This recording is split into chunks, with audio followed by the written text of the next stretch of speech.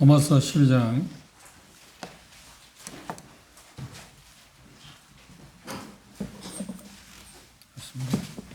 로마서 12장 오늘 1절부터 8절에 있는 말씀까지 한 절씩 교도하겠습니다. 로마서 12장 1절부터 8절입니다. 제가 먼저 12장 1절 읽겠습니다. 그러므로 형제들아 내가 하나님의 모든 자비하심으로 너희를 권하노니 너희 몸을 하나님이 기뻐하시는 거룩한 산 제사로 드리라. 이는 너희의 드릴 영적 예배니라. 너희는 이 세대를 본받지 말고 오직 마음을 새롭게 함으로 변화하라. 하나님의 선하시고 기뻐하시고 문장하신 뜻이 무엇인지 분별하도록 하라. 내게 주신 은혜로 말미암아 너희 중 각 사람에게 말하노니 마땅히 생각할 그 이상의 생각을 품지 말고 오직 하나님께서 각 사람에게 나눠주신 믿음의 분량대로 지혜롭게 생각하라. 우리가 한 몸에 많은 지체를 가졌으나 모든 지체가 같은 기능을 가진 것이 아니니 이와 같이 우리 많은 사람이 그리스도 안에서 한 몸이 되어 서로 지체가 되었느니라. 우리에게 주신 은혜대로 받은 은사가 각각 다르니 혹 예언이면 믿음의 분수대로 혹 섬기는 일이면 섬기는 일로 혹 가르치는 자면 가르치는 일로 혹 위로하는 자면 위로하는 일로 구제하는 자는 성실함으로 다스리는 자는 부지런함으로 긍휼을 베푸는 자는 즐거움으로 할 것이니라. 네, 감사합니다. 우리는 그동안 로마서 10장 1절 이하의 말씀들을 생각해 왔습니다.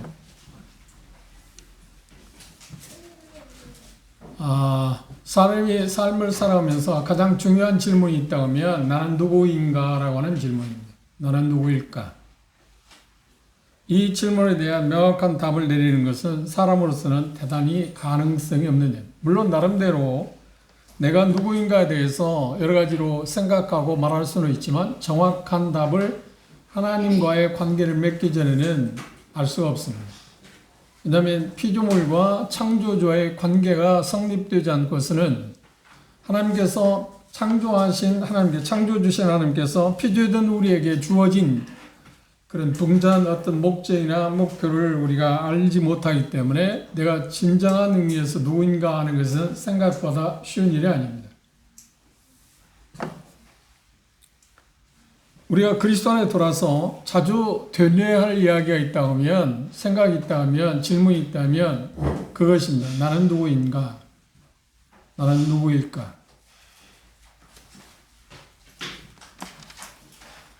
그 다음 빼놓을 수 없는 것이 소속감입니다. 나는 어디에 속해 있는가? 나는 어디에 속해 있는가?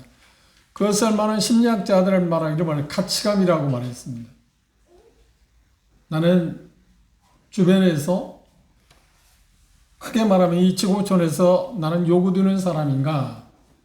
필요한 사람인가 하는 것입니다.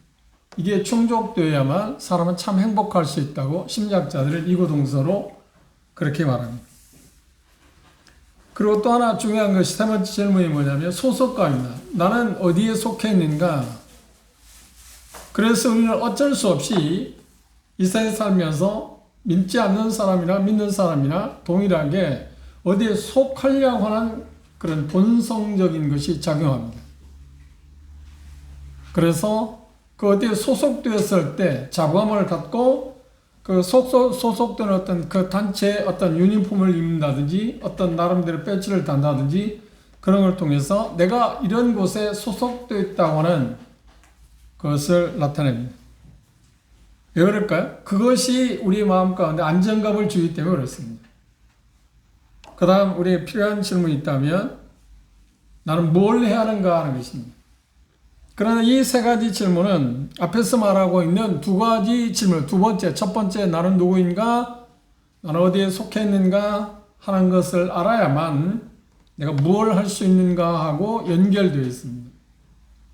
그래서 로마서 12장 3절 이하에서 그렇게 분명하게 이야기를 우리들 자신들이 누구인가를 알아야 할 필요성이 있다. 내가 누구인가? 그런데 이 말씀을 하셨을 때 바울 사도가 말하고자 했던 그 가장 주된 것이 뭐냐면 은사를 통해서 은사를 받은 대로 주님을 섬겨야 한다고 하는 이야기를 말하기 위해서 지금 이런 이야기를 하고 있었습니다. 그렇죠? 내가 누구인가가 왜 중요하냐? 그 받은 은사를 제대로 발휘하기, 활용하기 위해서는 그 첫 번째 질문, 내가 누구인가를 정확히 아는 게 필요하다. 그리고 내가 어디에 속해 있느냐 하는 것은 우리로 하여금 어떤 삶을 살 수 있는가 하는 것과 연관이 있습니다. 우리가 알고 있는 것처럼 우리 주변에서 우리도 그런 관계, 그런 모습을 취하고 있습니다. 어느 단체, 어느 곳에 소속되어 있으면 그 소속된 것의 목표에 따라서 살고자 하는 그런 의식을 하고 있습니다. 그리고 거기에 소속된 사람들이 같은, 그런 동일한 그 목표를 향해서 목적을 해서 가고자 하는 마음들이 있습니다. 그래서 그렇게 소속되어진 사람들 어떤 생각을 서로 격려하고 세워서 우리가 소속된 그 단체나 어떤 그 기관, 그것들을 위해서 우리의 삶을 불태우자.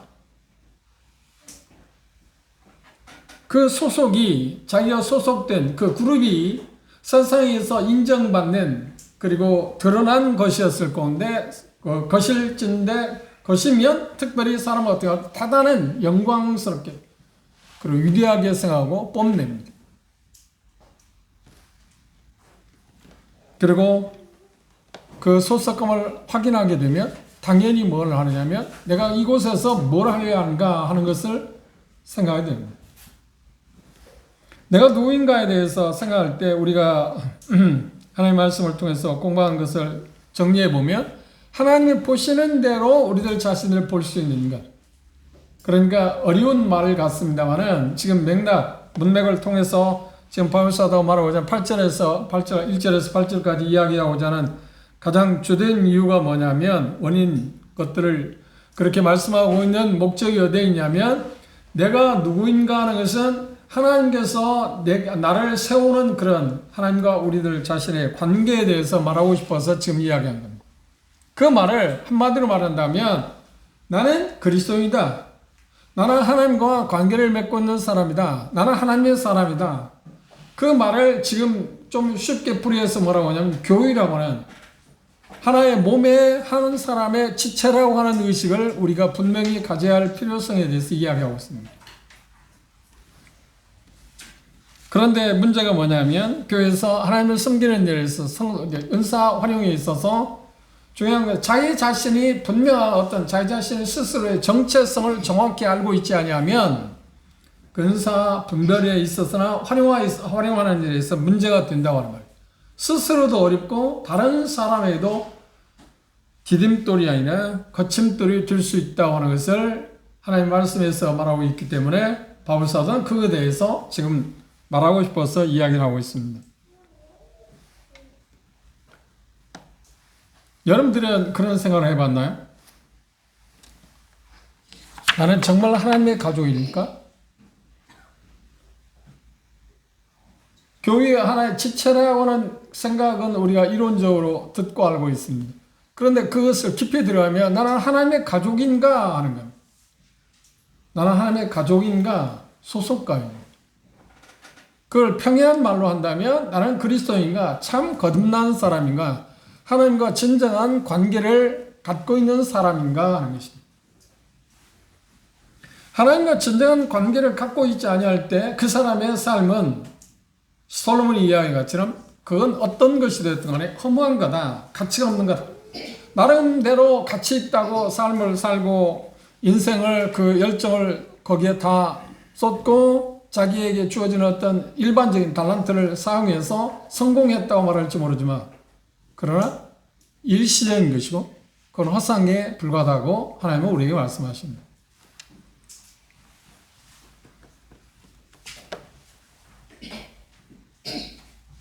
혹시 여러분들이 지나다니면서 유명한 커피점을 아십니까? 저는 그 커피 전문점을 지나갈 때마다 뭐라고 표현해요? 머리 푼 여자. 스타벅스에 머리 길게 떨어뜨린 여자 상표 있잖아요. 그래서 나는 저기 머리 푼 여자 또 있네? 그렇게 원리적으로 그걸 표현합니다. 좀 이해하시죠? 머리 길게 풀어가지고. 근데 스타벅스를 창시한 사람이 제가 최근에 들으니까 정말 놀라운 그런 상한명을 갖고 장치했더라고요. 우리 교회도 이미 시집 가서 살고 있습니다. 승현이가 스타벅스에 지금도 다니는가요? 안 다녀? 거기 있었습니다. 예? 아, 휴직이 아닙니다. 스타벅스에 가면 스타벅스 직원들에게 스타벅스를 창설한 사람이 우리나라도 틀림없이 그럴 겁니다. 그래서 제가 확인해 보진 않았습니다. 근데 시카고에서 시작됐는데 저는 커피를 좋아하지 않기 때문에 그런 걸 잘 몰랐습니다. 그런데 스타벅스에서 그걸 창안한 사람이 그래서 엄청난 돈을 버는데 목표가 무엇이냐면 그렇지 많은 사람들을 하여금 이 세상에 태어나서 그렇지 사귐, 교제 그런 어떤 소속감을 작은 공간을 통해서 마련해 주자.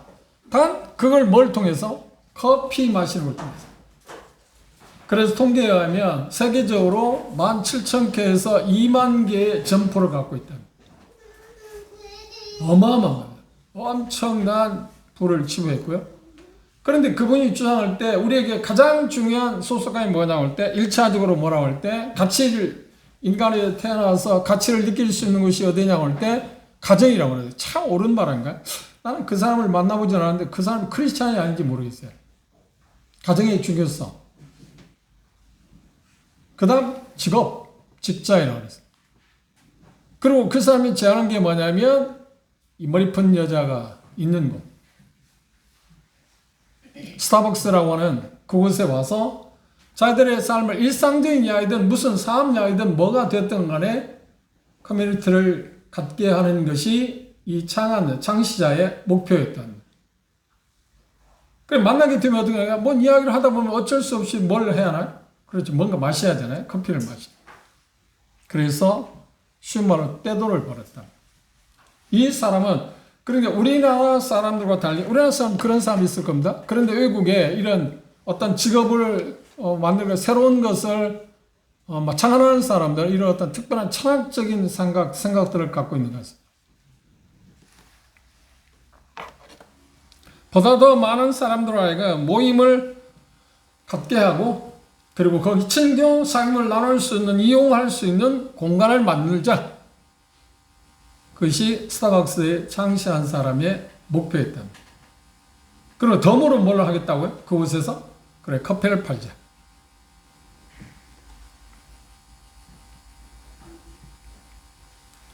스타벅스가 생각한 첫 번째 장소, 그게 어디라고 했어요? 가정이라고 그랬습니다. 두 번째, 직장이라고 그랬습니다. 세 번째 장소는 어디라고요? 그렇죠. 스타벅스.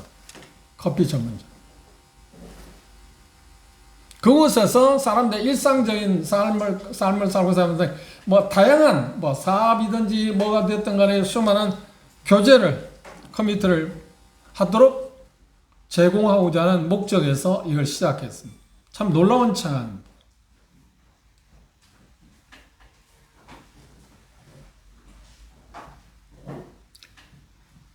그렇다고 하면 우리는 우리에게도 가정이 있습니다. 그리고 직장이 있습니다. 그렇다고 해서 우리는 머리 푼 곳에 가고 안 가고는 것은 사람마다 다른 것입니다.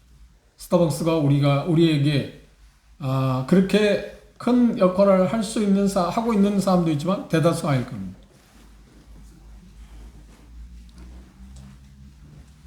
제가 어제 어떤 형제님 초청을 받아서 음식점에 가서 음식을 먹는데 그 옆에가 뭐냐면 여러분 주변에도 그런 공간이 있는 걸 볼 것입니다. 큰 건물인데 뭐 파느냐면 커피하고 빵 파는 거. 베이커리. 그렇죠? 근데 비가 오는데도 차야 될 곳이 없더라고요. 보니까 차야 될 곳이. 그래서 제가 잘 몰라서 자매님도 여쭤봤습니다. 제 아내도 뭐 저도 그쪽에 문의하니까 물어봤어요. 그 함께 어떤 자매님 물어봤어요. 왜 저렇게 사람이 저곳에 많냐고 그러니까 차 될 데 없으면 그렇게 항상 사람이 많다. 이유가 뭔가요? 그곳에 물론 대다수가 그렇다고 합니다. 대다수가 남자는 그렇게 많지 않고 누가 많다고요? 여자들. 남편들이 가서 돈 벌고 여자들은 그곳에서 이제 좋은 이야기를 하면 상임을 나누는 것입니다. 그렇죠? 아니면 부정적인 이야기는 뭐 넋두리, 뭐 서로 뭐 흉 보고 남편 흉도 보고 뭐 그게 재미겠죠. 남 흉 보는 게 재미도 있습니다. 근데 적정선에서 그 사람의 인신을 공경한다든지 하는 것은 죄이고, 그렇죠?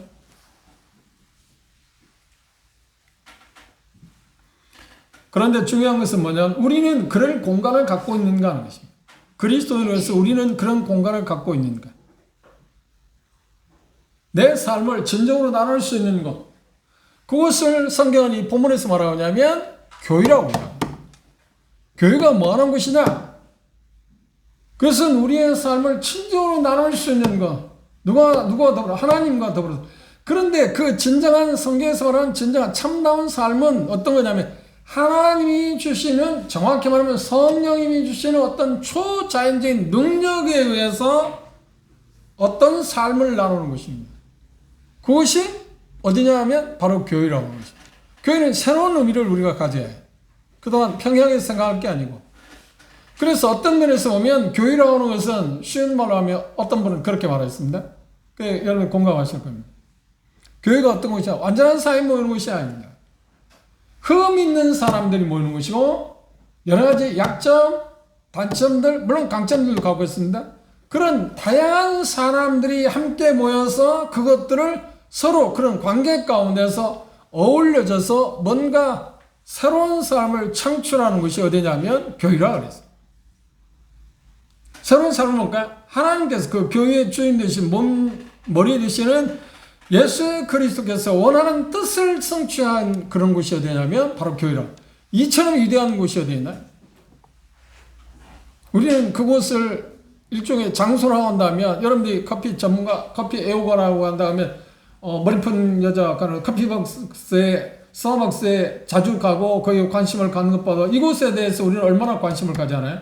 근데 과연 나는 그런가? 교회에 대한 그런 마음이 있는가? 그런 물어봅시다. 오늘 여러분들이 이곳에 올 때 그런 마음이 있었나요? 나는 정말 내 모든 열정과 내게 있는 것, 그래, 내게 있는 거는 모두입니다. 내 생명, 뭐 재정적인 거, 시간, 그 모든 것을 이곳에 가서 내어놓고, 그렇죠? 함께 연약한 사람들, 장단점이 각각 갖고 있지만 그런 형제 자매들과 어울러서 하나님의 뜻을 성취하고자 하는 그런 열정이 있는 곳이기 때문에 그런 사모한 마음으로 오늘 이곳에 여러분 오셨나요? 그런 마음을 갖기는 그렇게 쉽지 않지 않나요? 오늘 새로운 시각을 가질 필요성이 있습니다.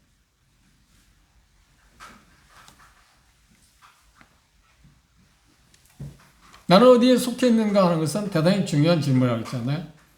내가 교회에 속해 있다고 하면 그 다음 질문이 뭔가요? 그렇죠. 나는 교회에서 도대체 뭘 해야지? 내가 할 일은 도대체 뭐지? 그 말을 더 크게 넓게 생각한다면 나는 이 세상에 존재하는 가치가 뭘까? 나는 이 세상 무엇 때문에 사는가?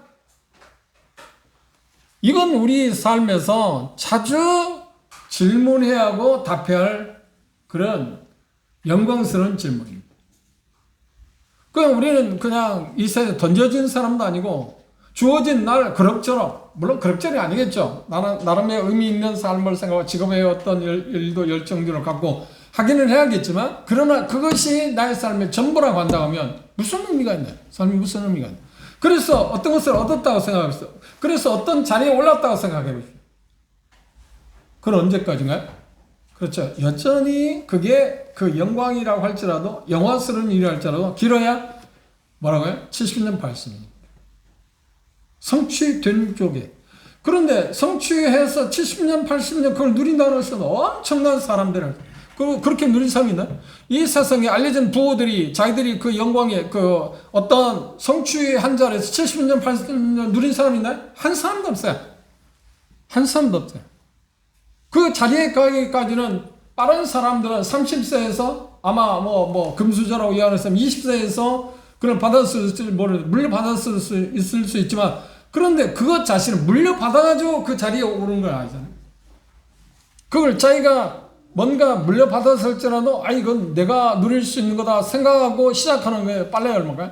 빠른 사람이 돼야 30년. 그럼 70년일 때 100살까지 그걸 누릴 사람이 있나요? 그리고 백성을 누린다고 할지라도 이성적으로 요즘은 뭐 질병이 하는 거야. 치매랄지 뭐 그걸 온전한 정신으로 그걸 백석까지 누린 사람이 있나요? 수명이 백석에 산다고 그러는데 없다니까. 살 수 있는 게 없다. 안 된다니까. 혹시 그런 사람이 있다 할지라도 그것도 이제 한시적인 게 아닌가요? 그렇죠. 그런데 우리는 한시적인 삶을 살기 위해서 사는 건 아니지 않나요?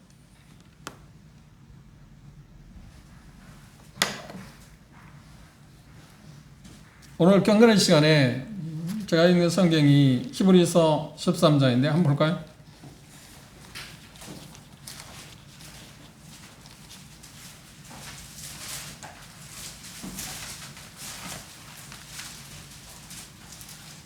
히브리 13장 15절 이하에 보면 너희는 돌아보아 하나님의 은혜에 이르지 못하는 자가 있을까 두려워하고 또 쓴 뿌리가 다시 나서 괴롭게 하고 많은 사람이 이로 말미암아 더러움을 입을까 두려워하고 16절입니다. 음행하는 자와 혹 한 그릇 식물을 위하여 장자의 명분을 판 에사와 같이 망령된 자가 있을까 두려워하라. 너희 아는 바와 같이 저가 그 후에 축복을 기업으로 받으려고 눈물을 흘리며 구하되 버림받아 되어 회개할 기회를 얻지 못했다. 에서에 대한 이야기. 에서는 자기 기준이 무엇이었나? 일시적인 것. 지금 당장에 보이는 것이 생각했지 보이지 않는 것에 대해서 생각을 못했어. 그걸 보지 못했어. 믿음이라는 뭐라고요? 성경에서 말하면 믿음 뭐라고요? 11장에서 말하면 믿음은 보지 못하는 것들을 실상에 보지 못하는 것들의 실상이라고 했어. 그리고 바라는 것들의 실상이라고 표현했어. 에서의 가장 두드러진 게 뭐냐면 눈에 보이는 것에 자기 삶을 걸었다는 겁니다. 보이지 않는 것, 그러니까 일시적인 것에 자기 모든 것을 걸고 영원한 것에 대해서 관심이 없었다는 거예요. 그래서 그 사람을 뭐라고 그랬나요? 망령된 자라 그랬어요. 그리스도인은 뭔가요? 우리가 예수 그리스도를 믿기 전에 우리도 물론 일시적인 것, 보이는 것이 우리에게 가장 소중한 것들이에요. 그렇죠? 뭐 그렇게 가르침 받고 그렇게 살아왔잖아요. 그게 영광이라고 생각하지 않아요? 그런데 거듭나는 순간 어떤 생각을 했나요? 이 보이는 게 다가 아니구나. 오히려 실상 보이지 않는 게 더 중요한 거구나 하는 거예요. 이게 일시적인 것이 아니라 영원한 것을 생각하는 마음이 우리에게 왔습니다. 그걸 우리는 뭐라고 하냐면 새로운 거라고 합니다. 그럼 우리가 갖고 싶어서 가질 수 있나요? 물론 믿고자 하는 마음이 있어서 믿었겠죠. 그걸 하나님께서 우리에게 주실 때 그걸 뭐라고 하냐면 기적이라. 그걸 다른 표현으로 은혜라고 말해요. 은혜.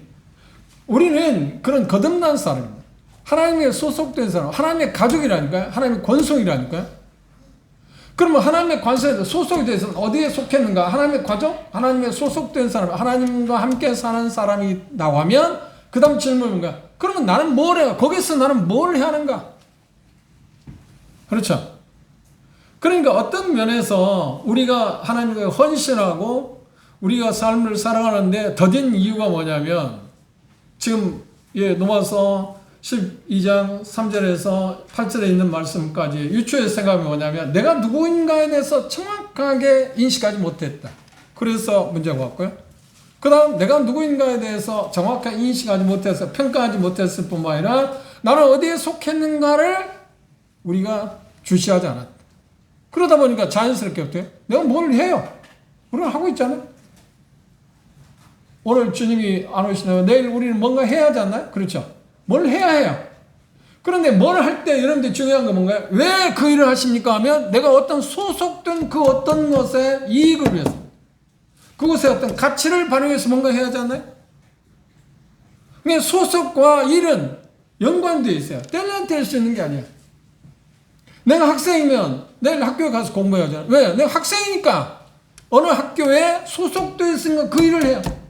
그리고 A라는 직장에 가잖아요. A라는 직장에서 우리는 그 A라는 직장에 목표하고 있는 것을 성취하기 위해서 우리는 그 일을 해요. 그런데 B라는 직장에서 목표하는 것을 성취해서 A라는 직장에 가서 일하지는 않잖아요. 그러면 뭐라고요? 그 사람이 당신은 우리 회사에서 필요하지 않는데 사익서를 쓰라고 하지 않나요? 우리는 크게 말하면 이 세상에 속한 사람들 아닙니다.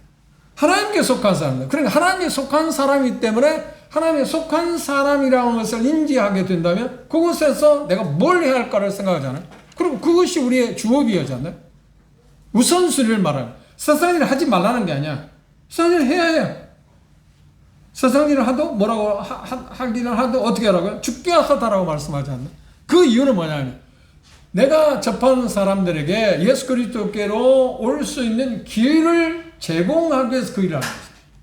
그게 내 목적이 아니고 내가 그 직업이 내 삶의 목표가 아니라니까, 전부가 아니라니까. 단지 그건 뭐예요? 이 세상 일시적인 그런 한시적인 삶을 살아가기 위한 하나의 방법일 수도 있고, 또 하나는 뭔가요? 내가 접하는 사람들에게, 관계된 사람들에게 예수 그리스도를 전하기 위한 하나의 수단으로서 그 일을 하는 것이지, 우리 삶의 목표는 그거 아니다. 우리 삶의 진정한 목표는 뭐였어요? 그리고 하나님의 가족이니까 하나님의 가족으로서 가정에서 내가 무슨 일을 해야 하는 것이 우리의 주업이잖아. 그것을 성경에 말하면 은사라고 말해요. 성령이 우리에게 특별하게 주셔서 능력으로 그 일을 할 수 있게 하시는 거예요. 그래서 여기 넘어서 10장 6절, 7절, 8절은 7개의 은사를 이야기했습니다. 그런데 은사의 종류는 성경에 보면 네 군데 있습니다. 베드로전서에도 나와 있고요, 에베소도 나와 있고요, 고린도전서 시장에 보면 많이 은사에 대해서 서술을 했어요. 그건 우리가 차후에 우리가 더 구체적으로 생각해 볼 거예요. 하나님의 가족에서, 그러니까 교회라고 하는 곳에서 내가 뭘 해야 하느냐 하는 것은 우리 삶에 있어서 으뜸가는 문제다. 우선순위다. 왜? 그것이 구원받은 사람의 삶의 목표이니까, 목적이니까. 다시 묻습니다. 여러분들이 어디에 소속되어 있습니까?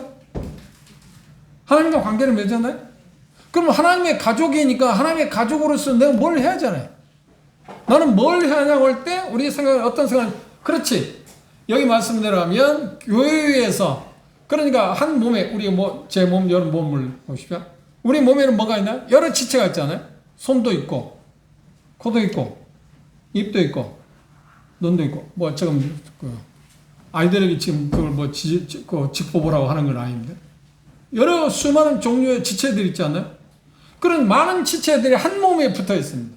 그러니까 이 지체들은 뗄래야 뗄 수 있나요? 뗄 수 없어요. 그러면 이제 좀 구체적으로 생각합니다.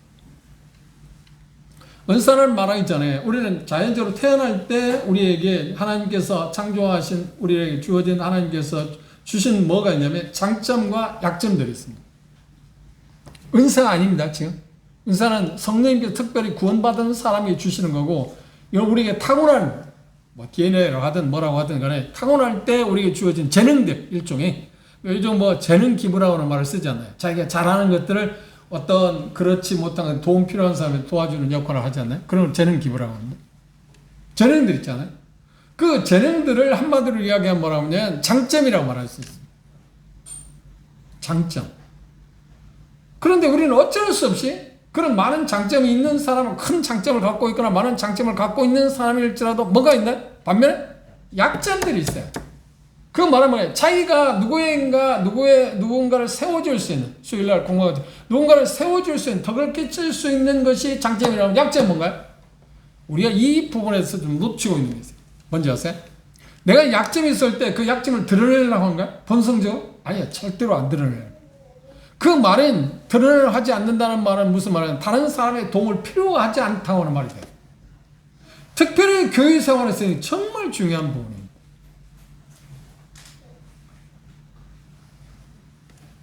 우리 인간관계에서도 인간관계에서도 자기의 약점, 그러니까 어떤 그룹이나 어떤 단체에서든지 서로 간의 장점과 약점들 있잖아요. 그 장점들을 통해서 그 자기가 소속된 어떤 기관의 그 자기 장점을 잘 발휘합니다. 그뿐만 아니라 자기에는 약점도 있어요. 그 기관에서 요구하는 것을 할 수 없는 그런 약점을 갖고 있어요. 그러면 그것을 어떻게 할 거냐 하는 겁니다. 그 약점을, 우리는 장점에 대해서 우리 일반적으로 어떤 생각을, 장점을 갖게 되면 어떤 생각을 갖는가요? 교만해, 뽐내, 우쭐대. 내가 이 정도다. 그런데 약점에 대해서는 뭔가요? 위축돼. 그리고 위축될 뿐만 아니라 그것에서 절대로 표현하려고 해요. 드러내려고 하죠. 그리고 말하려고 안 해. 그리고 그런 것이 드러날 때마다 어떻게든 합리화시키려고. 내가 그런 약점이 있습니다. 내가 약합니다. 그 부분에. 바울사도 뭐라고 해요? 그 부분을 솔직하게 이야기해요. 그리고 뭐라고 해요? 그래서 나는 형제 자매들 기도가 필요해요. 그래서 형제 자매들 나는 도움이 필요해요. 이게 얼마나 당당한 사람입니까? 그리스도는 어떤 면에서 약점에 대해 당당한 사람이에요. 그런데 약점을 가졌을 때 대다수 사람은 어떤 생각을 해요? 수치감을 갖는데 부끄럽게 하고 열등감을 갖습니다. 아니요. 열등감을 갖는 게 아니야. 정상적인 의미에서 본다면 약점을 발견할 때 어떻게 하냐면 내가 정말 다른 사람이 도움 필요하구나. 이게 약점에 대한 우리 의식이야. 장점에 대해서는 어떤 의식이야? 내가 저 사람보다 어떤 특출한 걸 잘하고 있다. 그게 아니야. 다른 사람을 도울 수 있는 것이다 생각해야 하고, 약점은 다른 사람이 도움을 필요하는구나. 그러면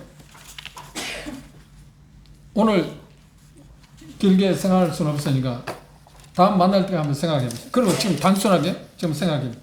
여러분들이 만일 경우 여러분들 장점을 한 3가지 손꼽으라면 3가지를 쓸 수 있나요? 지금 3가지를 쓸 수는 없어요. 한 가지라도 기억나는 게 있나요? 내 장점이 뭘까? 이게 재능, 여러분 잘할 수 있는 게 뭐예요? 각 있잖아요. 다음 만날 때까지 다음 어쩔 수 없이 주님 안 오신다면 6월 첫 주가 되겠네요. 그 다음 3가지 한번 적어보세요. 내 장점, 이 재능적인 부분이야. 은사 아닙니다, 아직. 내가 잘하는 건 뭘까? 그럼 반대로 내가 약점이 뭔가? 약점이 있어, 약점. 그렇죠? 저도 그리스도 안에 돌아와서 약점들이 많습니다. 그 약점들 가운데 여러 가지 이야기할 수 있는데, 그 중에 형제 자매들이 저를 갖게 하는 형제 자매들 볼 때는 저 인제 저런 약점이 있었나 하는 것일 수 있는 그 약점이 있어요. 그 어떤 거냐면 쉽게 표현한다면 어려운 일, 어렵다고 하는 것보다는 뭐라고 표현하나, 이렇게 표현하는 게 좋을 겁니다. 누군가 소천을 했습니다. 그런데 소천을 했을 경우에 제가 한 번도 그런 일을 해보지 않았어요. 그것 때문에. 소천해서 지금은 장례 시장에서 다 하지 않아요. 여만한 일을 하잖아요. 그죠? 다 해요. 근데 전에는 어떻게 하냐면 형제들이 그걸 했어요. 제 동료들이. 근데 저는 한 번도 해본 일이 없어요. 그냥 그거 싫어요. 그런 게 싫어요. 별로 좋아하지 않아요. 그건 당연히 해야 되잖아요. 일꾼이니까. 그래서 호남청에서 제가 살 때는 그걸 전문으로 하는 형제들이 2사람 있어요. 그리고 제 교회에서 그런 일을 당하면 그 형제들이 와서 해줍니다. 근데 어떤 경우에 나도 해야 할 때가 있어야 하잖아요. 근데 나는 그거 싫은 거예요. 굳은 일, 그러니까. 좀 험하다? 굳은 일? 그건 내 마음에 별로 관심이 없어요. 그렇다고 제가 금수저로 태어난 거 아니잖아요. 저도 어렵게 사는 사람입니다. 네. 그런데 별로 그렇게 좋아하지 않아요. 약점. 그리고 대다수가 그런 게 있었지만, 저기에서 특별한 약점을 손꼽으로 하면 내 입장에서 다른 사람의 입장을 잘 생각을 안 해요. 그러니까 대다수가 그리스도 안에 들어와서도 여전히 그런 게 제 마음을 괴롭히는 게 있는데, 지금도 마찬가지입니다. 어떤 게 있냐면 항상 내 위주에서 내 입장에서 어떤 것을 생각을 하고지 상대방 입장에서 생각을 하는 마음이 적어요. 있어요. 있기는 있는데 그게 있어요. 헤아려 보려고 하잖아요. 근데 나이가 들어가면서 그게 이제 조종이 됐어요. 그래서 내 입장보다는 상대방 입장을 이제 헤아려 보고 배려하는 그런 생각이 없지만, 전에는 그게 약해요. 다른 사람. 그리고 인간관계에서 약점 가운데 가장 큰 게 있다면 사람들에게 선뜻 다가가지 못해. 이게 사교성. 그래. 누군가 다가오는 사람에 대해서는 내가 철저하게 잘해주는데 내가 먼저 다가가지고 뭘 하지를 못해. 그래, 나는 전도자는 아니야. 그러니까. 그죠? 전도자는 뭐예요? 아무한테는 잘 다가가야 하잖아. 근데 나 다가가지는 못해. 그 약점이 수없이 많이 있어. 그리고 형제 자매들 관계 가운데서도 어떤 기초적인 일을 준비하고 하는 것에서는 대단히 부족해. 누군가가 해놓은 것이 있으면 거기에 뭘 쌓아준다든지 그걸 완성시킨다든지 하는 것 쪽에서 내가 도울 수 있는데 그런 쪽의 약점이죠. 그런데 왜 이게 중요하냐면 이게 대단히 중요합니다. 저도 그 오랜 세월 동안 그 갈등이 있었는데 그걸 확 고정적으로 딱 정하고 나니까 그때부터 갈등이 없어요. 죄책감도 사라졌고요. 왜? 내가 잘할 수 있는 일에 대해서 내가 최선을 다하고 그쪽에 내가 어쩔 수 없이 어떻게 시간을 많이 쓸 수밖에 없죠. 내가 할 수 없는 물론 약점을 보완도 하겠지만 그러니까 제 말을 오해하지 마시죠. 우리의 약점을 그대로 놔두라고 하는 말이 아니고 약점 있는 것 자체를 부정하지 말자고 하는 이야기인데 그걸 개선할 수 있으면 개선하자. 개선한다고 해도 한계가 있어요. 그 일은 어쩔 수 없지. 다른 사람들을 통해서 도움을 받아야 한다니까요. 이걸 인정하기 어려운 거예요. 우리가 한 몸이라고 하는 공동체 생활에서 가장 필요한 게 있다면 바로 그 점이에요. 우리는 그걸 잘 이해 못 하잖아요. 모두가 잘해야 한다. 모두가 잘하는 세상이 어디 있어요? 아니라니까요. 오해하지 마세요. 특히 교회는 잘할 수 있는 사람도 있고 못하는 게 있어요. 그렇죠? 그러니까 잘할 수 있는 사람들은 그 일을 하고 못하는 것은 어때요? 다른 사람들로부터 도움을 받아야 하는데 어쩔 수 도움을 받아요. 그래서 우리는 뭐라고 해? 서로가 필요하다는 거예요. 내가 약점을 볼 때마다 저 형제 자매들 정말 필요하구나. 그걸 볼 수 있어요. 그런데 그걸 보지 못하지 않나요? 오히려 무시해버리고 그리고 자기 스스로가 수치감을 생각한다든지 그리고 그것에서 의욕적으로 그걸 표현하려고 하지 못하든지 그런 문제가 오지 않나요? 그러니까 균형이 안 잡히죠.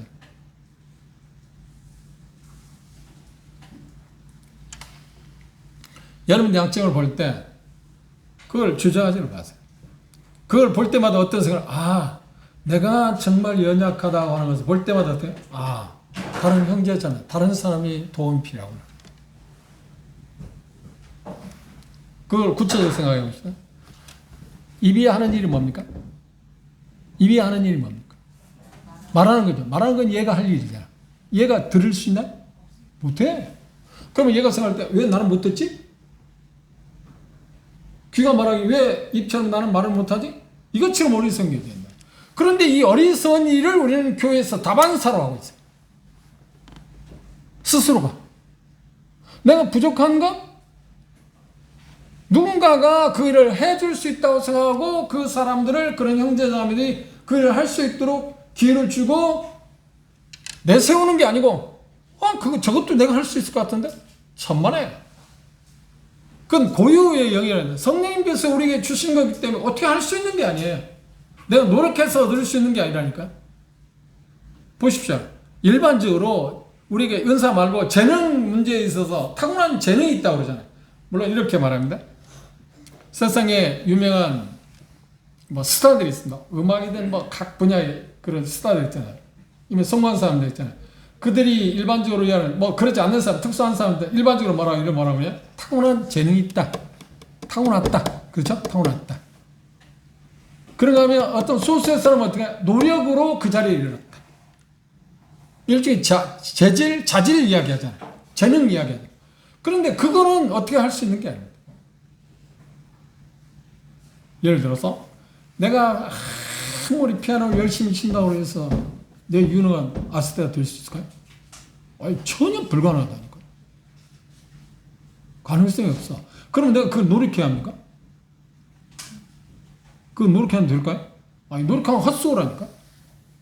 그거 말고 하나님께서 나를 그렇게 만드시지 않았으니까 그건 이제 제껴놓죠. 그렇죠? 그것에 내가 시간을 쓸 필요가 없어. 그리고 내가 잘할 수 있는 것에 시간을 쓰는 거야. 왜? 그걸 통해서 기여할 수 있으니까. 그걸 통해서 누군가를 세울 수 있으니까. 이게 지금 은사라고 하는 거예요. 그래서 평가는 몸에는 각각의 지체들이 있다. 그 말은 뭐냐면 각각 하는 일이 다르다는 거예요. 재능들이 다르다는 거예요. 기능들이 다르다는 거예요. 그럼 그 기능들을 내가 어떤 것이냐, 내가 누구인가와 지금 관련되어 있잖아요. 하나님의 가족으로서 내가 해야 할 일이 무엇인가를 소수감을 가했으니까 거기서 해야 할 일이 무엇인가를 알아내는 것이 뭐냐면 쉽게 말하면 은사 분별이라고 하는 것입니다. 하나님 나라를 창조하셨습니다. 재능을 주셔서 인간적으로 그렇죠? 자질주를 주었습니다. 그걸 우리를 통해서 그걸 잘 사용해서 적절하게 나타난 사람이 있는가 하면 대다수가 묻혀 있는 사람도 있습니다. 반대로 약점들이 있습니다. 도대체를 넘어설 수 없는 약점들이 있습니다. 약점들이 여러분이 발견할 때 어떻게 생각하자고요, 이제? 다른 사람의 도움이 필요하다. 그래서 이 평가를. 우리는 그래서 한 몸에 붙어 있다. 가까이 지자. 그래서 서로를 필요하는 존재다는 겁니다. 이 지체의식, 이 지체의식은 어디서 시작될 수 있는가요? 그렇지. 내가 연약하다는 걸 발견하려. 내가 연약하다는 걸 하기 전에는 지체의식이 우리를 발견했어요. 우리 일반적으로 그렇게 말하지 않나요? 사람을 말할 때 말해요. 사회적 동물이에요. 사회적 동물이라는 건 뭐예요? 그 말을 풀이하면 이런 뜻입니다. 나도 당신에게 필요한 것처럼 당신도 내게 필요하다. 그 말을 뭐예요? 사회적. 그 관계적인 사람. 관계적이다. 그 사람이 특별한 겁니다. 동물들 보십시오. 동물들은 끼리끼리 모여. 사자들은 지들끼리 놀잖아요. 그죠? 말들은 지들끼리 놀아. 각 개체에 따라. 그런데 사람은 그렇게 놀아서는 안 돼. 그래서 특히 구원받은 사람들은 인종과 학벌, 나이, 문화 그 상관없이 어떻게 하나라고 하는 거야. 한 가족이라는 거야. 그 말은 뭐야? 서로를 필요한다. 서로를 필요한다. 그게 무시해서도 안 되고 내쳐서도 안 되고 우쭐대서도 안 되고 그렇죠? 그리고 의기소침할 필요도 없다는 거야. 왜요? 나도 기여할 게 있으니까 기여하는 게 있으니까. 이게 지금 우리에게 가장 중요한 관심사예요. 나는 무엇을 해야지? 근데 나는 무엇을 해야지 할 때 어떤 거냐? 내가 소속된 게 어디냐는 것이 중요하다. 나는 교회에 소속되어 있으니까 교회에서 지금 뭘 해야 하느냐를 생각해야 돼. 그 말은 뭐예요? 하나님께서 내게 주신 일이 뭐냐 하는 거예요. 그거 어떻게 알겠습니까? 여러 가지 방법이 있어요. 기회가 있으면 뭐 은사 체크하는 뭐 책이 있는데 그거 제가 대학생 선교할 때 해봤는데 많이 맞더라고요. 그런 거의 가능성이 있더라고요. 근데 그것도 뭐 한 방법이 있었지만 그 참 안 돼. 여러 가지 방법들이 있지만 가장 중요한 게 뭐냐면 이렇게 간단하게 이렇게 생각하시면 돼요. 여러분 하고 싶은 게 뭐가 있어요? 교회에서 하고 싶은 게 뭐가 있어요? 그리고 여러분들이 잘할 수 있는 게 뭐가 있어요? 있지 않나요? 없어요? 나는 하고 싶은 것도 없고 잘할 수 있는 것도 없습니다. 지금 그 정도의 차이를 말하는 게 아닙니다. 하고 싶은다고 할 때 100이라고 해야 하고 싶은 거고 내가 잘할 수 있는 게 100에 충족돼야만 잘한다는 말을 하는 게 아니에요. 나 스스로가 다른 사람 비교한 게 아니라 100이라고 하는 기준에 있는 사람이 비교해서 내가 잘한다고 하는가 하면 내가 10밖에 안 되는데 뭘 잘한다고 해요. 그렇죠? 근데 내 기준에서 그냥 10이면 그게 잘하는 거라니까요. 다른 사람 생각 비교하지 말고 내가 잘할 수 있는 게 뭐냐를 생각하라는 거예요. 내가 하고 싶은 게 뭐예요? 그걸 하는 거라니까. 그거 해봐. 그리고 은사 발견에서 가장 큰 게 뭐냐면 성숙하면 자연스럽게 알게 돼 있어요. 그리고 또 하나 방법이 지혜로운 방법이 뭐냐면 교회에서 여러분들 인도하시는 인도자들의 조언을 구하는 거예요. 형님 보시기에 제가 어떤 일을 하면 좋겠어요. 그래서 잘 보면 정확히 교회다운 교회의 모습은 어떤 거냐면 인도자들이 사랑하는 형제자매들을 쭉 살펴보면서 형제님 이런 일을 하면 좋겠는데요. 주로 교사를 하라든지 학생을 하든지 뭐 이런 일을 하라든지 하잖아요. 그렇죠? 어떤 일을 맡겨주기 위해서 그렇게 하면 안 되는 거예요. 근데 우리는 되게 그렇게 해요. 아니요, 그러면 안 돼요. 그 형제자매를 이렇게 쭉 잘 지켜본 가운데서 저 형제는 이걸 좀 잘할 것 같다? 그럼 그 일을 하라고 해요. 그게 자기 은사를 발견하는 참 효과적인 방법 중에 하나예요. 한번 보십시오. 제가 이런 이야기면 대단히 인간적, 세상적이라고 생각할지 모르지만 그렇지 않습니다. 보십시오. 인간적으로도 세상적으로도 내가 잘할 수 있는 일을 하는 거하고 내가 잘하고 하고 싶은 일을 아닌데도 하는 거하고 어떤 쪽에 능력이 있겠습니까?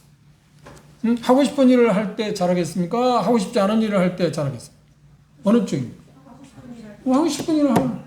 그런데 하나님께서 우리에게 내가 하고 싶은 일을 하려고 하는데 하나님께 야, 너 그거 하지 마라. 그럴 일이 있을까? 그런 일이 있긴 해.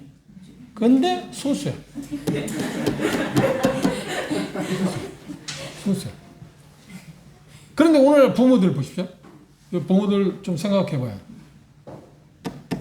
그 아이가 자기 자녀가 잘하고 뭔가 잘하려고 하고 싶은 거는 못하게 하고 엄마 아빠가 하고자 하는 걸 하라는 거야.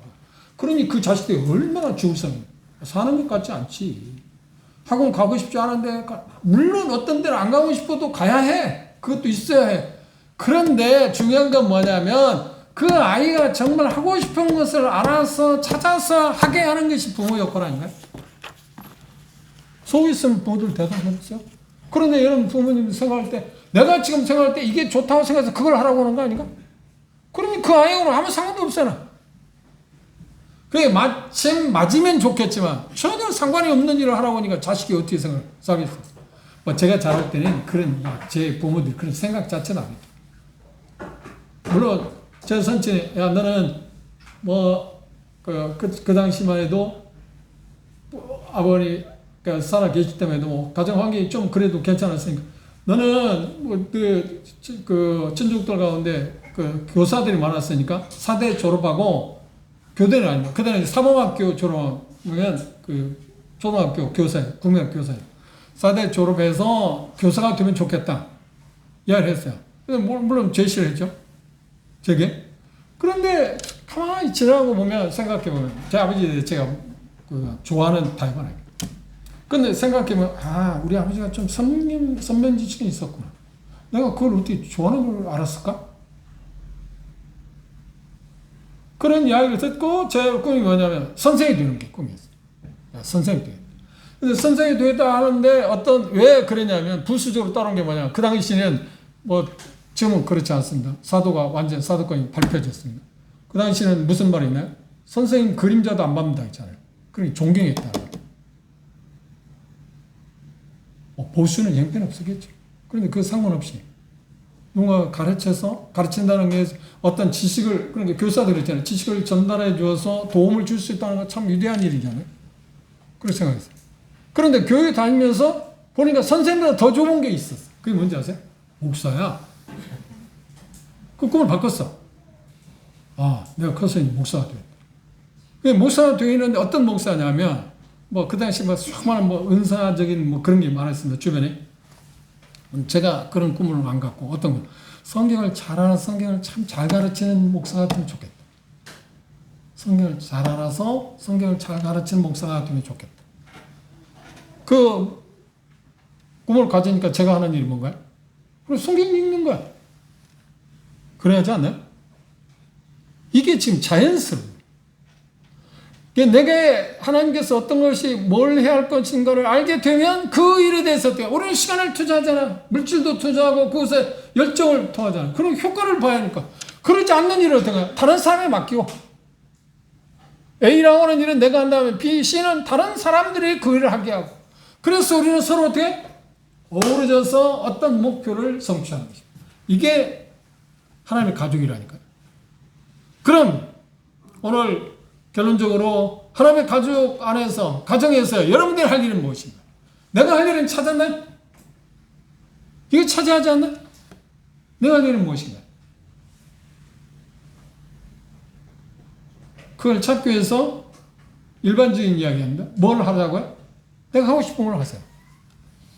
내가 하고 싶은 거. 그리고 내가 좀 잘한다고 생각하는 걸 해보세요. 이거 하면 잘할 것 같은데? 흥미. 그걸 함축해서 말하면 내가 사랑하는 일을 했어요. 사랑하는 일. 이 시간에 이 은사를 생각하면서 하나님께 특별히 감사하는 것은 여러분도 그럴 거라고 생각해요. 똑같아요. 하나님 우리 선물로 주셔. 은사는 그냥 은혜로 선물입니다. 말을 줄이면. 그렇죠? 은사는 은혜로운 선물입니다. 거저 주는 것입니다. 선물은 누구에게 여러분 선물 주신 일 있나? 요즘 지금 어린이날, 어버이날, 스승의날 해가지고 제가 선물을 받습니다. 선물 가운데 여러 가지 있습니다. 음식 대접받기도 하고 여러 가지 선물을 받습니다. 선물은 왜 하시는 거예요? 누구에게 하는 거예요? 선물 안 해본 사람처럼 왜 입을 닫고 있어요? 그래서 사랑하는 사람. 어떤 관심 있는 사람의 선물합니다. 그렇죠? 그런 게 하나님께서 내가 하나님의 가족 우로서 어떤 은사를 주셨다는 거예요. 아, 하나님이 나를 사랑하시는구나. 가장 확실한 표지는 하나님이 나를 사랑하시기 때문에 그걸 주셨다는 거예요. 사랑하지 않으면 안 줘요, 그걸. 그렇지 않나요? 더 구체적으로 말하면 그건 하나님이 나를 인정한다는 표식이 돼요. 나는 늘 기대한다. 어떤 쪽에서 하나님이 주신 그 일을 통해서 몸을 세워가는 일, 온전하게 하고 하나님의 영광을 드러내는 일을 위해서 하나님 그걸 주셨기 때문에. 그것이 우리에게 문제가 뭐냐고 하면 이게 문제가 있습니다. 어때? 크냐? 그러니까 영광의 정도 차를 갖고 이게 좋으냐 나쁘냐 시비한다. 그런데 하나님은 뭐라고 말씀하시는 거예요? 아니야. 하나님이 주신 것은 어떤 것이든 어떤 것, 그게 성직이라고 말했잖아요. 누터가. 그렇죠? 쉬운 말하면 교회에서 청소하는 일도 성직이다니까요. 여러분들이 생각할 때, 아, 나는 이 용인교회에서 뭐 잘하는 건 없는 것 같아. 내가 하고 싶은 건 모른다. 그래, 청소라도 열심히 해보자. 그러면 그게 성직이라니까. 그거 하나님 주신 선물이라니까. 그런데 우리는 어떻게 생각해요? 오랫동안 사문공사라고는 그것이 우리의 문화를 지배하고 있기 때문에 펜대 잡고 뭐 의자에 앉아서 뭘 하고 정신적 노동하는 사람은 대단하고 육체의 노동하고 하는 사람은 대단한 사람. 지금은 완전히 바뀌었잖아요. 누가 보수가 훨씬 많은 거야? 기름때 묻히는 사람들. 일반 그렇지 않는 사람도 있어요. 전에처럼 자녀 교육에 있어서 전에는 뭐 사자 그게 자녀들의 어떤 목표였잖아요. 근데 지금 뭐예요? 사자 하기가 힘드니까. 그래 봐야 뭐 보수 면에서 별로 그리고 그렇게 우대 받는 사회가 아니다 보니까 어때? 아니야. 그건 말고. 몽골에 있는 박사님 선교사가 아들 둘에 딸 하는데 두 아이들에게 뭐라고 했냐면 아들들에게 교수인 어떤 형님한테 조언받기를 이 아이들이 졸업하고 나서 취업하고 인간적인 그러니까 일시적인 삶을 이 땅 가운데 나그네 삶을 사는데 그래도 도움이 될 수 있는 게 뭐냐면 공대 갑니다. 공대. 과거 어떤 것도 공대. 그게 취업률이 제일 좋다. 그리고 두 아이 다 공대 보냈어요. 그거 다 취업했어요. 보수는 엄청난 보수는 좋은 것 같진 않아. 그 사람은 문제 되지 않잖아.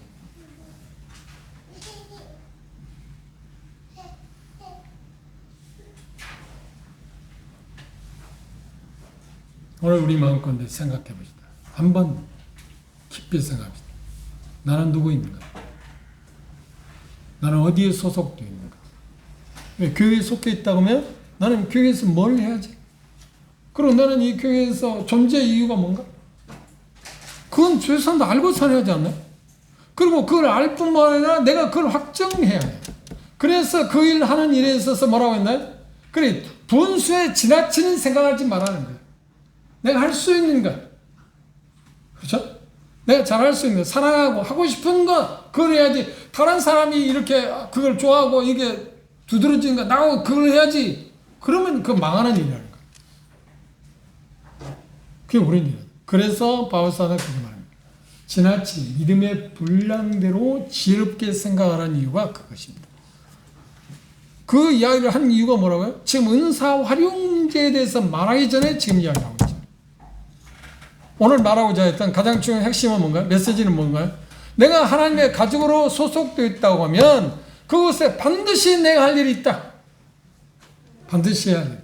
그 해야 할 일이 뭐냐? 그걸 알기 위해서는 뭐라고요? 우리가 일반적으로 할 수 있는 게 뭐라고요? 내가 하고 싶은 걸 해보자. 내가 사랑하는 것. 그리고 내가 잘할 수 있다고 생각하는 거 해보자. 그걸 하세요.